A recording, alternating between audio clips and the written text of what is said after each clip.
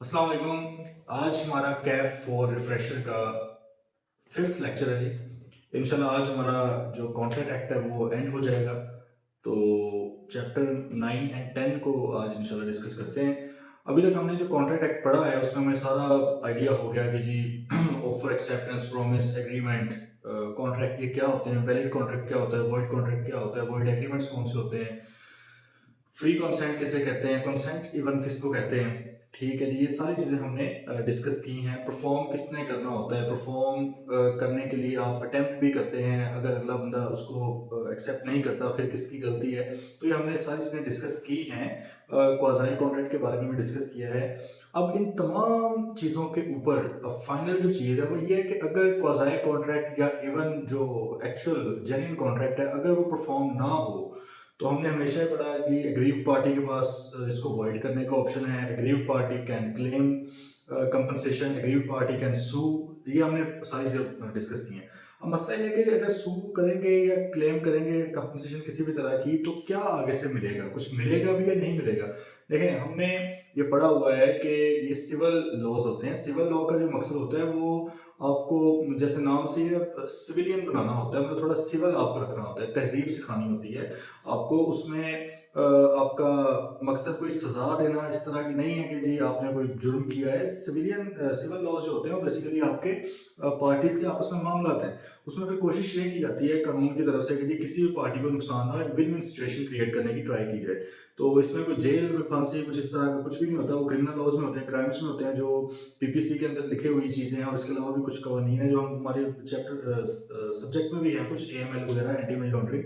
तो वो चीज़ें हैं। तो अब यहाँ पे हम डिस्कस कर लेते हैं क्विकली पहले तो कि कौन कौन से किस किस तरह के आपको आगे से रेमेडीज मिलेंगी। देखिए, डिफरेंट तरह की रेमेडीज होती हैं। आमतौर पर जो सबसे ज़्यादा पाई जाती है सिविल लॉज के अंदर वो होती है डैमेजेस। डैमेजेस से मुराद ये होता है कि अगले का जो नुकसान हुआ है वो आप उसको पे कर दें, उसको आप डैमेजेस कहते हैं। और एक और चीज़ होती है पेनल्टी होती है, वो भी कर लेते हैं डिस्कस। अब डैमेजेस जो होते हैं आपको पता है कि दो तरह के होते हैं। एक होते हैं जी आपके ऑर्डिनरी डैमेजेस और एक होते हैं आपके स्पेशल डैमेजेस। ऑर्डिनरी डैमेजेस को नेचुरल डैमेजेस भी कहते हैं। अब ये क्या चीज़ है? ऑर्डिनरी या नेचुरल डैमेजेस से मुराद वो नुकसान है जो नेचुरली अराइज हुआ है, जो मतलब कि सिर्फ उस कॉन्ट्रैक्ट की बेस पर आपको नुकसान हो गया है, जिसको अवॉइड ही नहीं किया जा सकता था। वो क्योंकि एक बंदे ने परफॉर्म नहीं किया अपना प्रॉमिस, तो उसकी वजह से वो लॉस हो चुका है अगली पार्टी को, वो उससे नहीं बच सकती थी। मिसाल के तौर पे एक पार्टी ने दूसरे, मिस्टर ए ने मिस्टर बी के साथ कॉन्ट्रैक्ट किया कि जी आपने मुझे लेट्स से 50 मन गंदुम आपने मुझे प्रोवाइड करनी है at the rate of 4000 per month. सही है कि एक मन 4000 का आपने प्रोवाइड करना है 10 तारीख को। लेट्स से 10 तारीख को उस बंदे ने वो चीज़ नहीं प्रोवाइड की उसको। अब उसको वो लेनी पड़ेगी मार्केट्स में जाके। पहले नंबर पे तो हो सकता है कि चीज़ मिले ही ना। मार्केट में गया, मार्केट में मिल ही नहीं रही। ठीक है, एक तो ये सिचुएशन है। फिर तो वो कोर्ट के सामने जाएगा, अदालत उसको जो मुनासिब हुए पैसे उसके निकलवा के देगी। ठीक है। दूसरा लेकिन जो इजी केस है वो क्या है कि वो मार्केट में गया, उसने कहीं और जगह से वो चीज़ खरीद ली, लेकिन उसको लेट से महंगी मिल गई। अब महंगी इस तरह मिल गया कि 4000 का एग्री था आपके साथ, लेकिन वहां से जाके 4500 या 5000 की मिली है। तो ये जो 500 या 1000 का लॉस पर मंथ उसको आया है, क्यों आया? क्योंकि आपने मिस्टर बी ने अपना जो कॉन्ट्रैक्ट था वो पूरा नहीं किया। अब क्या होगा जी, अदालत के सामने केस जाएगा। अदालत कहेगी सिंपल कि भाई उसको जो उसका लॉस हुआ है वो पे कर दो तुम, बाकी बस छोड़ो, हो गया जो होना था। बात आ गई समझ? तो ये एक सिचुएशन, इसको हम कहते हैं नेचुरल डैमेजेस या ऑर्डिनरी डैमेजेस। और इसका सिंपल सा फॉर्मूला होता है कि market price at the date of breach minus contract price. कि जो भी ब्रीच की डेट, जिसने भी ब्रीच किया, ऐसे भी हो सकता था कि बंदा गंदम लेकर गया, अटेम्प्ट टू परफॉर्म किया, टेंडर किया इसने, ऑफर टू परफॉर्म किया, लेकिन अगले बंदे ने एक्सेप्ट नहीं किया। अब किसकी गलती है? ऑब्वियसली गलती तो है इसकी, जिस बंदे ने आगे से एक्सेप्ट नहीं किया, प्रोमिसरी की मतलब। तो प्रोमिसरी को फिर यही कहा जाएगा कि भाईजान आप कॉन्ट्रैक्ट प्राइस और मार्केट प्राइस का जो फर्क है वो इसको पे कर दें। बात आ रही है समझ? इसको कहते हैं ऑर्डिनरी या नेचुरल डैमेज। दूसरे क्या होते हैं? Special damages. स्पेशल डैमेजेस ये हैं कि दो पार्टीज ने, मिस्टर ए और मिस्टर बी, यही वाला केस है, लेकिन उसने मिस्टर ए ने मिस्टर बी को यह भी बताया था कि भाई आपने जो गंदम मुझे दे दी है वो मैंने आगे सेल करनी है। ठीक है, आप मुझे 4000 के हिसाब से दोगे, मैंने आगे 5000 या 6000 के हिसाब से उसको सेल करना है। इसका मतलब है कि मुझे आगे प्रॉफिट होना है आपकी वजह से, अगर आप मुझे सेल करेंगे तो। बताया हुआ है पार्टी ने ऑलरेडी। अगर नहीं बताया हुआ फिर तो कोई मसला नहीं, लेकिन बताया हुआ है कि भाई आप मुझे देंगे, इतना ज़्यादा ज़रूरी है। टाइम भी एसेंस है इसके अंदर, आपने मुझे चीज़ प्रोवाइड करनी है। अगर नहीं करेंगे तो फिर ऑब्वियसली मैं आगे अपना कॉन्ट्रैक्ट नहीं परफॉर्म कर सकता। इस केस में फिर मिस्टर ए ने प्रोवाइड नहीं की चीज़। अब देखिए, दो तरह के लॉसेज हो गए। एक तो ये है कि वो बाहर से नहीं लेगा, 5000 की उसने ली, 1000 रुपया पर मंथ उसको वहाँ से लॉस हो गया। दूसरा ये है कि अब ऑब्वियसली आगे उसका कोई कॉन्ट्रैक्ट हुआ था, लेट्स से 5200 का, या फॉर एग्जाम्पल 5000 का, या आगे भी हुआ था। अब आगे तो उसने 5000 की बेचनी है अभी भी, क्योंकि कॉन्ट्रैक्ट हुआ पड़ा था ना, ठीक है। लेकिन पहले उसको 4000 की मार्केट से मिल रही थी, मतलब कि 1000 का प्रॉफिट आ रहा था। अब उसको कोई प्रॉफिट नहीं आ रहा, या थोड़ा बहुत आ रहा है, तो जितना भी फर्क वो पड़ा है वो वाला भी उससे मांगेगा। एक तो नेचुरल डैमेजेस 1000 रुपये की मांगेगा, सेकेंडली वो कहेगा कि भाईजान मुझे आपके कॉन्ट्रैक्ट की वजह से, फेल होने की वजह से, दूसरा मेरा कॉन्ट्रैक्ट भी फेल हो गया, तो आप वो वाले डैमेजेस भी मेरे पे करें।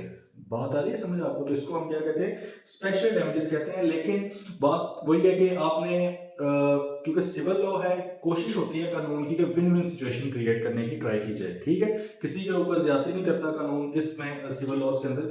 तो अब आपने जो जिसका लॉस हुआ है ग्रीव पार्टी, उसने पूरी कोशिश करनी है दो चीजों की। एक तो ये है कि भाई लॉस को मिनिमाइज करने की ट्राई करे। ये नहीं कि लॉस हो रहा है हम बैठे हुए हैं कि वाह यार ये तो लॉस हो रहा है, अच्छी बात है, मेरे तो पैसे वैसे मिल जाने, इस तरह नहीं करना। अगर ये साबित हो गया कि आपने जान बूझते हुए लॉस होने दिया है, तो आपको वो वाले पैसे उतने के नहीं मिलेंगे, ठीक है। तो एक तो आपने मैक्सिमम ट्राई करनी है to minimise the loss, and the second thing is के आपको रिमोट लॉसेस या इनडायरेक्ट लॉसेस के पैसे नहीं मिलेंगे। नहीं मिलेंगे। क्यों?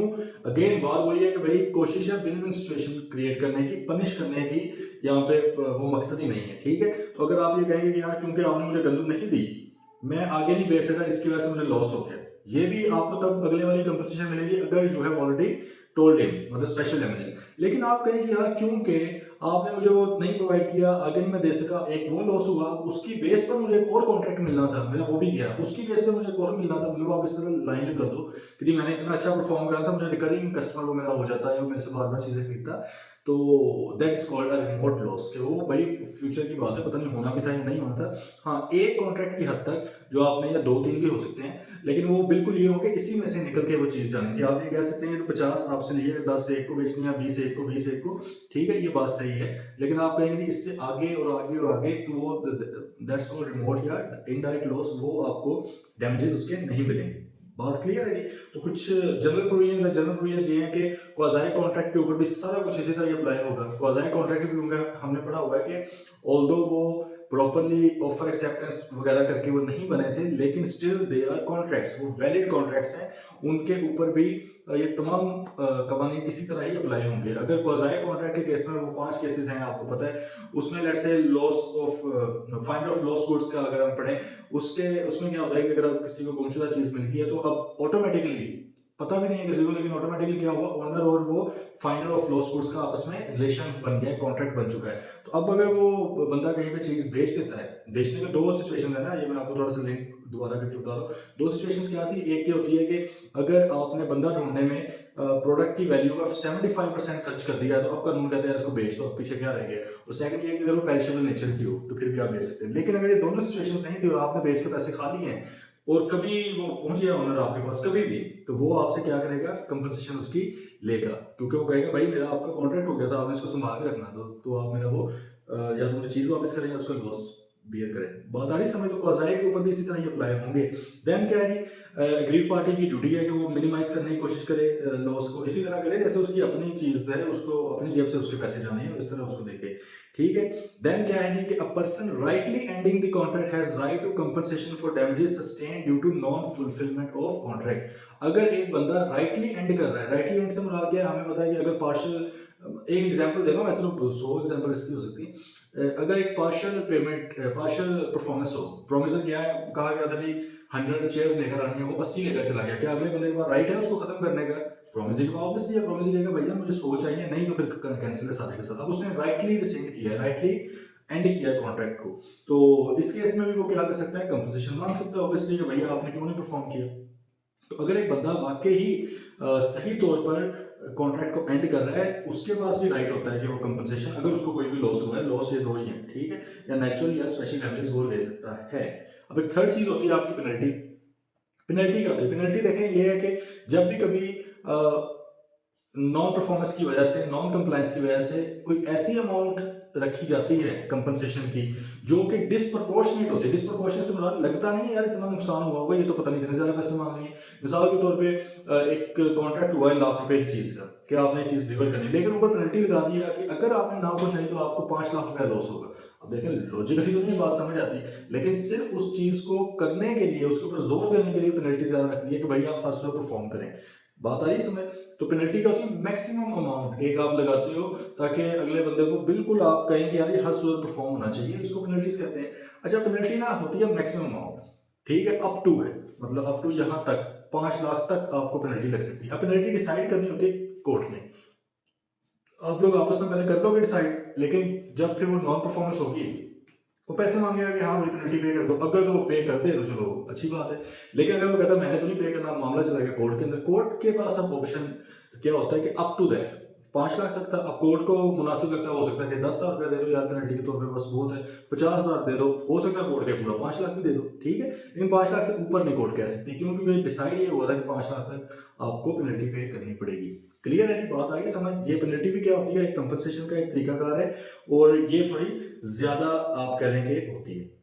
ओके जी, बाकी एक इसमें वो बताइए चीज, penalty can also be in form of increased interest rate in case of default. ये भी हो सकता है कि भाई आपने एक कर्जा लिया हो बैंक से, लेट से 50 लाख रुपए का, और बैंक आपको कहता है कि आपने 15% के ऊपर इंटरेस्ट इसके पे करना है, लेकिन साथ एक स्टिपुलेशन है, आपको एक कंडीशन ये लगाई हुई है, कॉम्बिनेट एक ऐसा लगाया हुआ है कि अगर किसी भी महीने में आप अपनी इंस्टॉलमेंट नहीं मुझे पे करेंगे तो 15% वाला 15% नहीं रहेगा, 20% हो जाएगा, ठीक है। तो ये भी एक पेनल्टी की शेप है, लेकिन इसमें भी वही अप टू वाली बात है। अगर आप फिर भी इसको कंटेस्ट करना चाहते हैं तो आप कोर्ट में जाएंगे, कोर्ट पे जो भी फैसला करेगी, ठीक है जी। तो ये डैमेजेस थे आपके जो ब्रीच ऑफ कॉन्ट्रैक्ट के केस में होते हैं। नेचुरल डैमेजेस मिल सकते हैं, स्पेशल डैमेजेस मिल सकते हैं, लेकिन सिर्फ उस केस में स्पेशल मिलने हैं अगर आपने ऑलरेडी बताया हुआ है पार्टी को कॉन्ट्रैक्ट के टाइम पे बताया था कि भाई अगर आप डिलीवर नहीं करेंगे, अगर आप परफॉर्म नहीं करेंगे तो मैं आगे परफॉर्म नहीं कर पाऊंगा, जिसकी वजह से उधर से जो भी नुकसान होगा आपको भरना पड़ेगा। ये स्पेशल डैमेजेस हैं। और थर्ड क्या होती है? पेनल्टी होती है। पेनल्टी मैक्सिमम अमाउंट है जो आप बहुत ज्यादा एक बड़ी अमाउंट बता देते हो कॉन्ट्रैक्ट के हिसाब से कि नॉन परफॉर्म कर जो परफॉर्मेंस के ऊपर आपको ये पे करनी पड़ेगी। क्लियर है जी? लास्ट है हमारा छोटा सा एक चैप्टर है एजेंट्स का, appointment and authority of agents. Agency का रिलेशनशिप पहले जब कभी आपका सिलेबस थोड़ा ज्यादा होता था, मतलब जब हम लोगों ने कभी किसी दौर में पढ़ा था तो उस वक्त ये अच्छे खासा इसके ऊपर होता था, लेकिन अब एजेंसी का बहुत बेसिक सामने बना दिया है। अभी क्विकली हम इसको देख लेते हैं। देखिए एजेंट जो होता है, एजेंट से मुराद क्या है? किसी के बिहाफ पे काम करने वाला बंदा, किसी भी तरह का काम हो सकता है। मैं अपने ऑफिस बॉय को भेजता हूँ, मेरी बाहर से जाके एक बर्गर ला दें, कॉन्ट्रैक्ट ही है, ठीक है, तो अब वो मेरा एजेंट के तौर पे चला गया। मैं अपने किसी एम्प्लॉय को कहता हूँ कि ये 50 लाख रुपए जाकर बैंक में जमा करवा दो, वो भी मेरे एजेंट के तौर पे चला गया, ठीक है, मेरा और बैंक का कॉन्ट्रैक्ट है। तो इसका मतलब एजेंट को छोटी से काम का भी हो सकता है, बहुत बड़े काम का भी हो सकता है, ठीक है। तो इसमें कोई मतलब स्कोप उस हद से नहीं है, आपने बेसिक साइज का रिलेशन समझना है। तो एजेंट और प्रिंसिपल का एक रिलेशन होता है। प्रिंसिपल से मतलब क्या है? वो शख्स जो एजेंट से काम करवाना चाह रहा है, ठीक है। अब एजेंट से काम आप फ्री ऑफ कॉस्ट भी करवा सकते हो, पैसे देकर भी करवा सकते हो। याद करें हमने एक चीज पढ़ी थी कि no consideration is equal to no agreement, ठीक है, ये हमारा एक जनरल रूल होता है, लेकिन हमने उसकी कुछ एक्सेप्शंस पढ़ी थी, natural love affection, completed gift, time bar debt, voluntary pass, voluntary services, और इस तरह हमने वो सारी देखी थी, ठीक है। उसमें हमने एक एंड पे देखा अदर कॉन्टेक्स्ट में कि एजेंसी का रिलेशन भी एक ऐसा हो सकता है जिसमें कंसिडरेशन इज नॉट मैंडेटरी।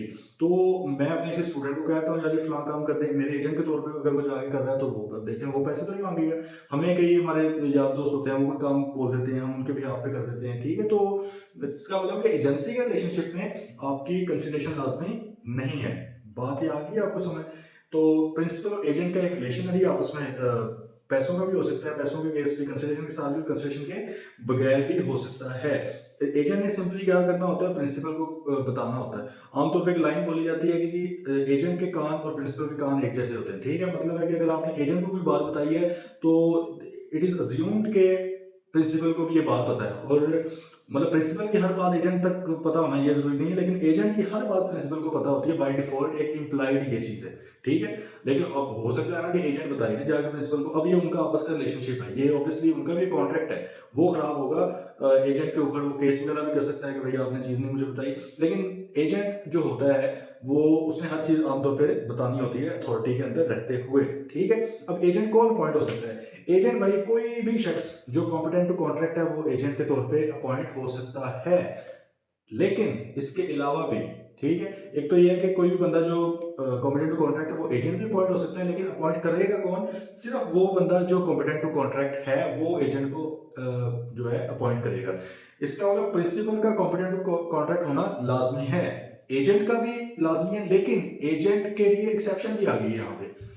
हमने एक जगह पे पढ़ा था कि भाई कॉम्पिटेंट टू कॉन्ट्रैक्ट कौन लोग होते हैं, मेजर 18 साल या गार्डियन के केस में 21 साल प्लस वाला। देन हमने कहा था कि भाई जो बंदा कन्विक्टेड ना हो, जो बंदा आपका अनसाउंड माइंड का ना हो, ठीक है, ये हमने कुछ चीजें पढ़ी थी। लेकिन यहाँ पर आके एक्सेप्शन आए थे दो लोगों के लिए। एजेंट कोई भी शख्स बन सकता है इंक्लूडिंग दीज टू पर्सन, मतलब एक तो कॉम्पिटेंट टू कॉन्ट्रैक्ट वाले बन सकते हैं, लेकिन जो इनकॉम्पिटेंट है उनमें से दो बंदे इधर डाल दिए हैं, बाकी नहीं डाले, ये ख्याल रखना है। दो बंदे डाल दिए हैं, कौन से? माइनर भी बन सकता है एजेंट, माइनर कॉम्पिटेंट कॉन्ट्रैक्ट नहीं था ना उस वक्त। और दूसरे नंबर पे कौन है? A person with unsound mind, ठीक है, जिस वक्त वो अनसाउंड माइंड का है वो बंदा भी क्या बन सकता है? एजेंट आपका बन सकता है। तो ये दो लोगों को इधर शामिल कर दिया गया, क्लियर है। बाकी वो कॉन्विक्ट को या एब्सकॉन्डर को या आपके एब्सकॉन्डर तो उसमें नहीं था, वो एब्सकॉन्डर बेसिकली इश्तिहारी को कहते हैं, तो उसको भी आप बना सकते। आपका डिफॉल्टर है, ठीक है, इंसॉल्वेंट है, उनको नहीं आप बना सकते, क्लियर है जी बात। तो एजेंट कोई भी शख्स हो सकता है, कॉम्पिटेंट टू कॉन्ट्रैक्ट वाला भी, और अनसाउंड माइंड पर्सन भी हो सकता है, माइनर भी हो सकता है। लेकिन माइनर और अनसाउंड माइंड पर्सन के केस में जो प्रिंसिपल है उनको पर्सनली लायबल नहीं ठहरा सकता। मतलब कि अगर उन्होंने प्रिंसिपल की कोई बात नहीं मानी है, प्रिंसिपल को कोई लॉस हो गया है उनकी अपनी हरकत की वजह से, तो प्रिंसिपल उनको नहीं पकड़ सकता, क्यों? Because they are minor and person with unsound mind, clear है जी, बिल्कुल बात। देन प्रिंसिपल और एजेंट का आपका एजेंसी का रिलेशनशिप होता है। प्रिंसिपल और थर्ड पार्टी का असल वाला कॉन्ट्रेक्चुअल रिलेशनशिप होता है, मतलब एजेंट का और थर्ड पार्टी का आपस में कोई ताल्लुक नहीं है, सिर्फ आपस में नेगोशिएशन करने के लिए है। असल में रिलेशन किसका है? प्रिंसिपल का और थर्ड पार्टी का, ये आपस में रिलेशन है। और प्रिंसिपल का और एजेंट का किसका ताल्लुक है? आपस में एजेंसी का रिलेशनशिप है, ठीक है जी। देन आपका कोई किसी एक ट्रांजेक्शन के लिए भी एजेंट बना सकते हैं, बहुत ज्यादा ट्रांजेक्शन के लिए भी बना सकते हैं, उसमें कोई मसला नहीं है। अथॉरिटी जी एजेंट्स की मसला वहां पे आता है कि अगर तो अथॉरिटी बताई हो और थर्ड पार्टी को बताया भाई इसको इतनी अथॉरिटी दी गई, फिर तो जाएगा चिल है, मसला कोई नहीं है। मसला जब आता है जब इम्प्लाइड अथॉरिटी होती है और एजेंट साहब क्या करते हैं, अपनी अथॉरिटी को एक्सीड कर जाते हैं, उसके बियॉन्ड जाके काम करते हैं, फिर क्या होगा? Principal is liable towards third party for agents express और इम्प्लाइड अथॉरिटी। एक्सप्रेस के लिए भी जिम्मेदार है प्रिंसिपल, एजेंट कुछ भी करेगा प्रिंसिपल जिम्मेदार है। और सेकंडली किस काम के लिए? इम्प्लाइड के लिए। इम्प्लाइड क्या है? जो आमतौर पे एजेंट्स की अथॉरिटीज होती है दुनिया में, आप थर्ड पार्टी ने समझा है इसकी भी वही वाली होगी। अगर थर्ड पार्टी ने उसके साथ उस बेस पर कोई काम कर लिया है तो प्रिंसिपल उसका भी लाइबल होगा, अनलेस प्रिंसिपल ने कैटेगोरिकली स्पेसिफिकली बताया हो कि भैया ये जो इम्प्लाइड आमतौर पे ली जाती है इस केस में नहीं है, मैंने इसको अथॉरिटी नहीं दी, फिर ऑब्वियसली थर्ड पार्टी ही जिम्मेदार होगी और माइनर वो जो एजेंट है वही आपस में हो, ठीक है। Express authority can be given in oral और रिटन फॉर्म, ये हमें पता ही है चीजें। Employed authority can be inferred from circumstances of conduct, ये ऑलरेडी चीजें बस दोबारा मैंने बता दी यहाँ पे ताकि आपको थोड़ा सा रिवाइज हो जाए। Agent has extensive authority to all lawful legal things necessary for the given task. Extensive authority से मुराद क्या है? अगर आपको काम दिया गया है करने के लिए प्रिंसिपल की तरफ से, फिर उस काम को करने के लिए जो जो भी जरूरी है उस वो काम करने की भी आपको अथॉरिटी ऑटोमेटिकली मिल चुकी है, ठीक है। मिसाल के तौर पे आपको अगर कहा गया कि आपने ये सामान है बस के थ्रू या ट्रक के थ्रू आपने लाहौर से कराची लेकर जाना है। अब लाहौर से कराची सामान आप लेकर जा रहे हैं, ट्रक आप चला रहे हैं, ठीक है, ट्रक बीच में पंक्चर हो गया, उसको भी सही करने की अथॉरिटी है आपको कि भाई जितना भी खर्चा होगा, मतलब जाहिर मुनासिब जो रीजनेबल होता है वो प्रिंसिपल आपको पे करेगा। रास्ते में चालान होते हैं उसकी भी आपको अथॉरिटी मिली हुई है कि भाई आपने वो भी पे करने हैं, प्रिंसिपल आपको पैसे देगा। बात आ रही है समझ? तो अगर एक काम आपके जिम्मे लगाया गया है तो उस काम को करने के लिए जो जो भी चीजें हैं वो आपकी अथॉरिटी के अंदर वो भी शामिल हो जाती हैं, वो आप कर सकते हैं। An agent has authority to do all acts in an emergency which he would do for his own work. Principal shall reimburse any cost. अगर कोई इमरजेंसी सिचुएशन बन गई है, चीजें खराब हो रही हैं, जल रही हैं, तबाह हो रही हैं, तो एजेंट साहब खुद जो काम करेंगे, अगर वही चीज़ें उनकी अपनी होती तो उसी तरह वो यहाँ पर भी अप्लाई करेंगे। ये उनकी अथॉरिटी भी है और उनका राइट भी है कि जो भी खर्चा आएगा उस काम के ऊपर प्रिंसिपल उसको पे करे। मिसाल के तौर पे ट्रक के थ्रू लाइट से सामान लेकर जा रहे थे, लेकिन बीच में बारिश का थोड़ा मौसम बन गया, अब आपको लगा यार सामान सारा भीग जाना, आपने जाके वो तरपाल वगैरह होती है आमतौर पर होती है ट्रक वालों के पास, लेकिन लाइट से आप शॉप पे गए, आपने एक तरपाल खरीदी है, उसके ऊपर डाली है, ताकि अब वो खरीदने के ऊपर खर्चा आ गया। अब आपके पास ये अथॉरिटी भी थी कि आप ये कर सकते थे, इमरजेंसी सिचुएशन बन गई ना, आपने अपने काम के लिए भी करना था, और साथ साथ आपके पास अब राइट टू बी रीइंबर्स्ड भी आ गया है कि प्रिंसिपल आपको उसका खर्चा पे करेगा, ठीक है जी। तो ये छोटे से हमारे चैप्टर थे। कॉन्ट्रैक्ट एक्ट ये हमारा एंड हो गया है। बड़ा इसमें से 45 से 50 मार्क्स का पेपर आता है, इजी ये वाला एरिया है। वैसे चैप्टर्स ऑब्वियसली 9 है इसके, लेकिन आप इसको दोबारा मेरा मशवरा है एक बार रिफ्रेशर ये जो है लेक्चर्स हैं हमारे दोबारा थोड़े सुन लीजिएगा, उनकी केस स्टडीज वगैरह की प्रैक्टिस करें, ठीक है। चलें फिर इंशाल्लाह नेक्स्ट मिलते हैं। टिल देन टेक केयर, अल्लाह हाफिज़।